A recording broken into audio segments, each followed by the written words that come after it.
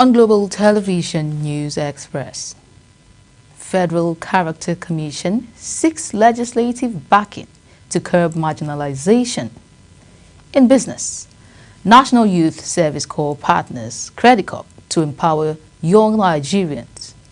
On the foreign scene, Cameroon court rejects opposition leader's presidential candidacy. And finally in sports, Team Nigeria shines, wins 6 medals on day 4 of African School Games. Hello and welcome to all our viewers in Nigeria and around the world to News Express on Global Television, coming to you live from the nation's capital, Abuja. I am Priscilla Obasi. A quick reminder that Global Television is on DSTV channel 365 and Star Times channel 276. Now the news in detail. The Federal Character Commission has appealed to Nigerian National Assembly for stronger legislative backing, increased funding to enforce equity and fairness in public service appointments across Nigeria. Acting Chairman of the Commission, Kayode Oladele, made the appeal during an interactive session with the House Committee on Federal Character in Abuja. Our National Assembly correspondent, Anita Patrick, brings us more. At a session with the House Committee on Federal Character, the acting chairman of the Federal Character Commission, Kayode Oladele, emphasized the need for closer collaboration with the National Assembly to ensure equity, inclusiveness, and fairness in governance. He revealed that despite the Commission's mandate to monitor over 700 ministries, departments, and agencies, along with offices in all 36 states and the FCT, it remains hampered by inadequate funding and limited enforcement powers. Oladele said some MDAs and state governments consistently undermine the Commission's efforts by refusing to cooperate or claiming to operate outside its jurisdiction. He is now calling on lawmakers to back amendments to the FCC Establishment Act to grant it greater autonomy, enforcement powers, and digital monitoring capacities. A lot of things went wrong, which I would not want to say here, but we're in the process of making things right.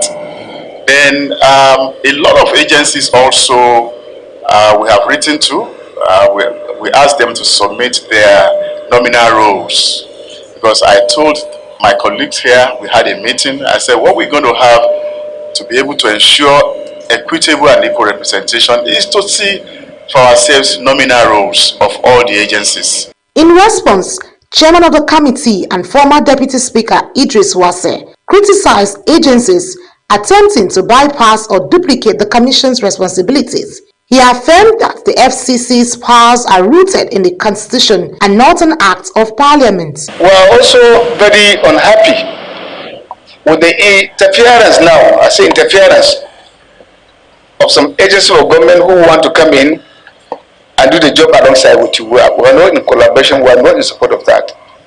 The Constitution is very clear, it's a constitutional provision. You are creation of the Constitution, not an act. I'm not belittling the act of Parliament, but whatever law you have anywhere, what you have in the Constitution supersedes.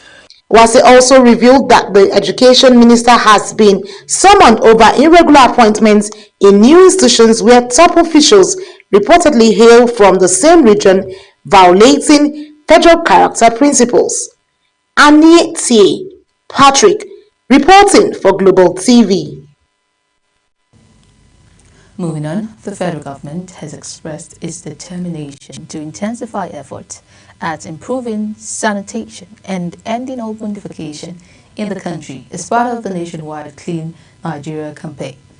Minister of Water Resources and Sanitation, Professor Joseph Cherubim Utsev, who led the advocacy visit to the office of the Head of Civil Service of the Federation in Abuja, called for commitment, collaboration, and concrete action.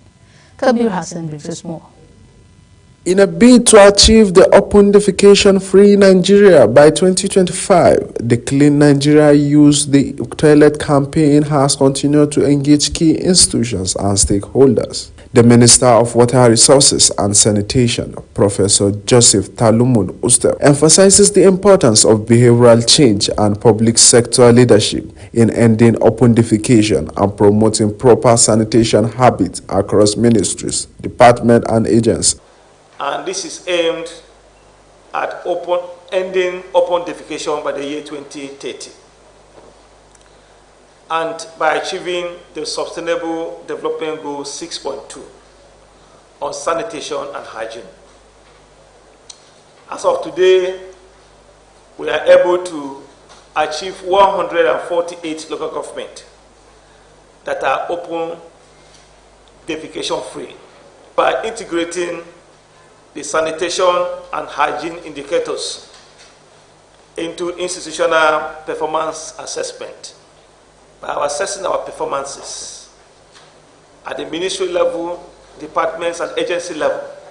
The head of civil service of the Federation, Didi Esther Wilson Jack, gave assurance of the full support, noting that all public institutions must comply with sanitation standards. She noted that the campaign aligns with the ongoing reform agenda of the civil service and promised that her office will open its doors to continuous collaboration with the ministry. I want to assure you, Honorable Minister, that not only as a member of the water family, but as someone who is keenly concerned to see that the Clean Nigeria Use the Toilet campaign succeeds, you can be rest assured that myself as an individual and my office will give your ministry all the support that we can. We are in full support of the Clean Nigeria Use the Toilet campaign, and we join your train of advocacy and sensitization and partnership and collaboration.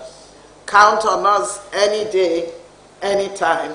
As federal government rallies institutions toward ending open defecation, with the clock ticking toward the 2025 deadline, the civil service has now thrown its weight behind the Clean Nigeria campaign on a bold step that could flush out open defecation once for all as major boost in national sanitation drive. Kabir Hassan reporting for Global TV News. Moving on, Inspector General of Police Kayode Ebetokun has decorated police officers who were recently promoted in recognition of their exceptional service, courage, and integrity. The officers were honored for winning national police awards, including Police Officer of the Year 2023 and 2024. Security correspondent Kikelomo Okiri brings us more. Among the decorated are CSP Shaba Aliu, promoted to Assistant Commissioner of Police, and SP Setomi Obi, promoted to Chief Superintendent of Police. Decorating the newly promoted officer, the Inspector General of Police, Kayode Ebetokun, says the initiative is part of a broader effort by the Nigerian Police Force to reward excellence, boost morale, and promote meritocracy within the force. He emphasized that recognizing outstanding officers is essential to fostering a culture of professionalism and dedication, which is critical to enhancing public trust and effective policing. We are not merely decorating officers. We are defining a legacy. This moment marks a deliberate and strategic departure from the shadows of mediocrity. It's a resounding reaffirmation of what we stand for: excellence, integrity, merit, and national pride. We have come to honor men whose stories now serve as institutional case studies in courage and professionalism. IGP Ebetokun also urged the promoted officers to continue upholding the highest standards of discipline to serve as the role model for their colleagues. He noted that their exemplary conduct and achievements set the tone for others and contribute positive to the overall mission of the police force in safeguarding the nation's security. The process that led to their emergence was deliberately rigorous, grounded in objectivity and insulated from influence. It was a process designed to sift not just for performance, but for character. And they rose to the top, not by accident, not by favor, but by merit. Let every officer here take note. IGP reiterated the force's commitment to continuous capacity and ensuring that hard work and integrity are duly rewarded at all levels. Kike Lomo Ukeri, Global Television News. The Nigeria Center for Disease Control and Prevention says Nigeria has recorded 155 deaths from Lassa fever from January 1 to July 20, 2025.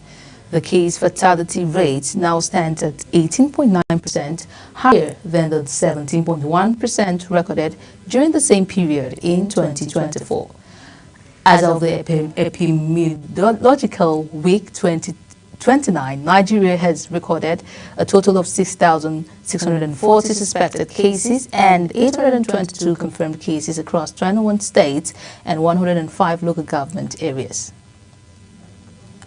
The Nigerian Customs Service has reiterated its commitment to continue training its officers on importance of reputation to ensure professionalism in the profession. The Comptroller General of the Nigerian Customs Service, Bashir Adewale Adeniyi, stated this during the official launch of the Nigeria Customs Service Reputation Management Guide here in Abuja. Our correspondent Sarah Nasir has more. The Comptroller General of the Nigerian Customs Service, Bashir Adewale Adeniyi, said the rationale behind the event is to allow their officers to have clear understanding of their roles and responsibilities and also how to behave themselves in the profession track of. Bashir Adewale Adeniyi commended the Nigerian Institute of Public Relations for this initiative and also pledged to support the initiative by mobilizing it among other MDAs. The objective of the handbook that we have today is to allow our officers and men to have a clear understanding of what their roles and their responsibilities are. It provides them a practical guide that will help them to know how they will behave, how they will conduct themselves with professionalism and with a higher level of ethics.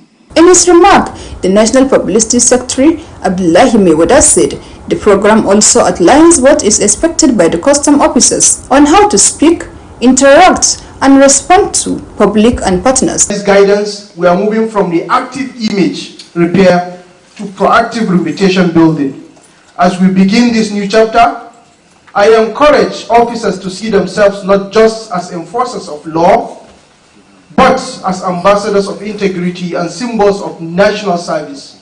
While delivering his speech, the President of Nigeria Institute of Public Relations, who is represented by the Vice President Emmanuel Ndora, said reputation is a necessary aspect that every organization needs to adopt. To unveil a document that will guide the way in which your name is protected, the way in which your services are delivered, means that you're very much aware of the tripod, and that is the area of trade facilitation. You have improved the situation as it is, but by setting up this day to unveil this document, you are telling us that you really want to triple the gains even in that regard. At the end of the event, a document on the importance of reputation was shared among customs officers to go through and understand the concept more. Zahra Nasr, reporting for Global TV News. Kano State Commissioner for Transportation, Ibrahim Namadi, has resigned his position hours after Governor Abba Kabir Yusuf received the report of the investigative committee probing his involvement in the controversial bill of a suspected drug baron, Suleiman Aminu Danwawa. The committee report, which was presented to the governor by the secretary to the state government, Umar Farouk, confirmed the involvement of the commissioner standing in as surety for the suspect, but said it found no evidence of financial inducement of the Commissioner's action, and no sum of 5 million naira was paid for the bail. A statement by the governor's spokesman, Sanusi Bature, says the Commissioner explained that his decision to resign was made in the overriding public interest and in the light of sensitive nature of the matter. The First Lady and Chairperson of the Renewed Hope Initiative, Oluremi Tinubu, has donated 1 billion naira and a large consignment of relief materials to the Niger State government to assist victims of recent natural and human-induced disasters across the state. The donation, which included 2,000 bags of 50 kg rice, 16,000 wrappers for women, clothing, and over 100 pairs of shoes, is targeted at residents affected by floods, boat accidents, banditry, and fire outbreaks in different parts of the state. The First Lady said the initiative aligns with the goals of the Renewed Hope Initiative, which aims to build lives, restore dignity, and offer hope to those affected by crisis. The Sokoto State government has rolled out a mandatory 2-year rural service scheme for all medical professionals trained by the state. The initiative, announced by the Commissioner for Health, Dr. Farouk Abubakar, targets doctors, nurses, pharmacists, and allied workers' health, mandating them to serve in rural health facilities upon graduation. This move, he said, is a strategic effort to bridge the health worker gap in undeserved communities.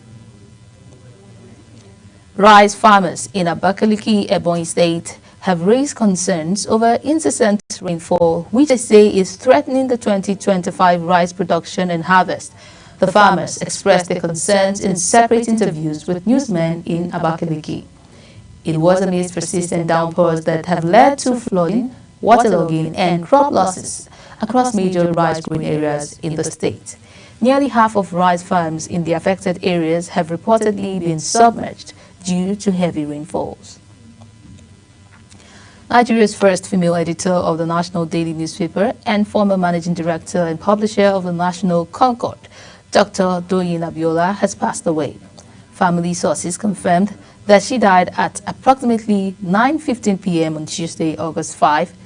A trailblazer in Nigerian journalism, Dr. Abiola began her career at the Daily Sketch in 1969, where she created the influential column Tiro, focusing on public interest and gender issues.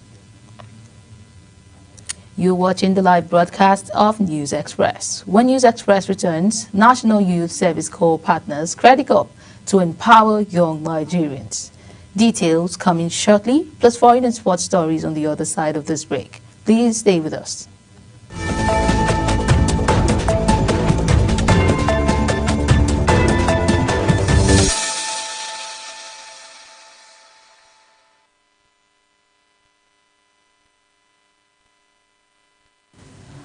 Welcome back. If you're just tuning in, this is News Express on Global Television. Now we go to the business news. In a bold move to empower Nigeria's youth, and National Youth Service Corps, NYSC, has signed Memorandum of Understanding with the Nigerian Customer Credit Corporation, Credit Corp, to make customer credit more accessible to young Nigerians. Director General of the National Youth Service Corps, Brigadier General Mohammed Abubakar, says the signing of the document marks a new chapter in the financial inclusion for the country's working population. Ubongo Soro was there for Global Television. Apologies, we'll bring you that report in our later bulletin. Now we go to the next story, where the Nigerian Midstream and Downstream Petroleum Regulatory Authority has met with industry stakeholders to review the draft 2025 Safety and Environmental Regulations in Abuja. The Chief Executive Officer of the Nigerian Midstream and Downstream Petroleum Regulatory Authority, Engineer Farouk Ahmed, who was represented by the Executive Director, Distribution System, Storage and Retailing Infrastructure, Owuwo Ukoka, says the review of the draft is aimed at strengthening compliance and environmental protection. Business correspondent Kikelomo Okiri brings us more. It is a major step towards reform in Nigerian petroleum sector, a single streamlined regulations to replace three separate frameworks from 2003. The draft midstream and downstream petroleum safety and environmental regulation 2025 combines existing laws on safety, decommissioning and environmental standards into one clear document. The Chief Executive Officer, Nigerian Midstream and Downstream Petroleum Regulatory Authority, Engineer Farouk Ahmed, who was represented by the Director, Distribution System, Storage and Retailing Infrastructure, Obowo Ukwaha, says it is a push for cleaner and safer operation in the oil and gas sector. He added that the goal is to make Nigerian petroleum industry safer, greener and more business-friendly. The consolidation process has enabled the authority to A. reduce the complexities of navigating and implementing the authority's numerous regulations. B. Streamline all activities concerning health, safety, and environmental operations, including decommissioning and abandonment in the midstream and downstream petroleum industry. Authority Legal Advisor just says the new regulations reflect industry feedback and promote self-regulation.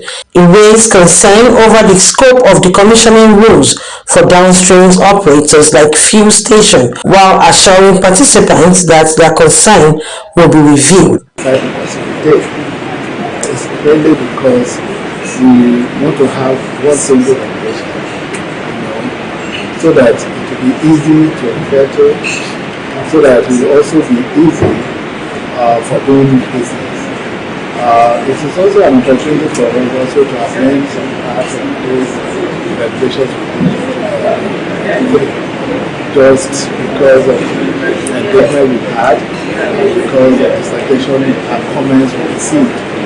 It is a gathering of key players from Nigerian oil and gas industry. It is expected that the meeting will become a game-changing regulations. Kike Lomo Ukeri, Global Television News. The European Union has officially backed down on its planned retaliatory tariffs on American products, marking a significant breakthrough in trade tensions between Brussels and Washington. This follows last month's trade agreement reached under the Trump administration. Uyi will bring us that report in a later bulletin. Now we'll go to the next story, where the Cameroon, a leading opposition figure, has been disqualified from the upcoming presidential election. The decision by the Constitutional Council is sparking outrage among political observers and rights advocates. Mukhtar Qasim brings us more. Maurice Kamto, who finished second in the 2018 presidential race, has been officially barred from contesting the 2025 elections in Cameroon. He had planned to run under the African Movement for New Independence and Democracy, MANIDEM, after leaving the Cameroon Renaissance Movement. But the Constitutional Council says his candidacy is invalid because MANIDEM, like his former party, holds no elected seat in parliament or local government. The court admitted Kamto's appeal, but ruled it had no merit. Another MANIDEM aspirant was also disqualified.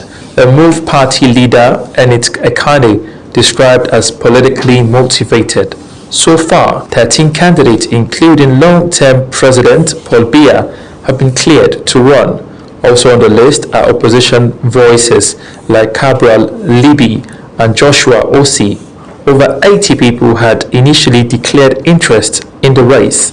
Access to the council's full ruling was restricted, and Kamto is yet to issue a public response. With elections slated for October, concerns around fairness and political inclusivity continue to grow, raising doubts over the credibility of the process. Mukhtar Qasim, reporting for Global Television News.